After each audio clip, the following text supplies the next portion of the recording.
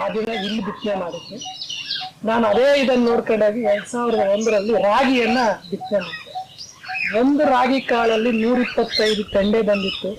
ಆ ಒಂದು ಕಾರ್ಯಕ್ರಮಕ್ಕೆ ನಮ್ಮ ನಾರಾಯಣ ರೆಡ್ಡಿ ಅವರು ನಮ್ಮ ಮನೆಗೆ ಬಂದು, ನಮ್ಮ ತೋಟಕ್ಕೆ ಬಂದು ಅವತ್ತು ಕಾರ್ಯಕ್ರಮ ನಡೆಸ್ಕೊಟ್ಟು. ನಾರಾಯಣ ರೆಡ್ಡಿ ಅವರು ಅವತ್ತೇ ಒಂದು ಮಾತು ಹೇಳ್ತಿದ್ರು, ಯಾವತ್ತೂ ಕೂಡ ನಮ್ಗೆಲ್ರಿಗೂ ಕೂಡ ಬದುಕಿನ ಶಿಕ್ಷಣ ಬೇಕು, ಬರೀ ಶಿಕ್ಷಣ ಬೇಡ. ಆದ್ರೆ ಆ ಬದುಕಿನ ಶಿಕ್ಷಣವನ್ನು ಎಲ್ಲಿ ನಾವು ಕಲಿಬಹುದು ಅಂದ್ರೆ ಈ ಕೃಷಿ ರಂಗದಲ್ಲಿ ಕಲಿಬಹುದು. ನಾನು 2 ವರ್ಷದ ಹುಡುಗ ಆಗಿದ್ದಾಗ ನಮ್ಮ ತಂದೆ ತೀರ್ಕೊಂಡ್ರು. ನಾನು ನಮ್ಮ ತಾಯಿಯವರ ಮತ್ತೆ ಅಜ್ಜ ಚಿಕ್ಕಪ್ಪನ ಆಶ್ರಯದಲ್ಲಿ ಬೆಳೆದಂತೇನೆ. ಆದ್ರೆ ನಮ್ಮ ತಾತ 99ರಲ್ಲಿ ಫಸ್ಟ್ ನಮ್ಮ ಮನೆಗೆ ಯೂರಿಯಾ ತಂದಂತ ಸಮಯದಲ್ಲಿ ನಮ್ಮ ಚಿಕ್ಕಪ್ಪನಿಗೆ ಹೇಳಿದ್ರೆ, ನೋಡೋ ನೀನು ಇವತ್ತು ಯೂರಿಯಾ ತಂದಿದ್ದೀವಿ, ಇವತ್ತು ನೀನು.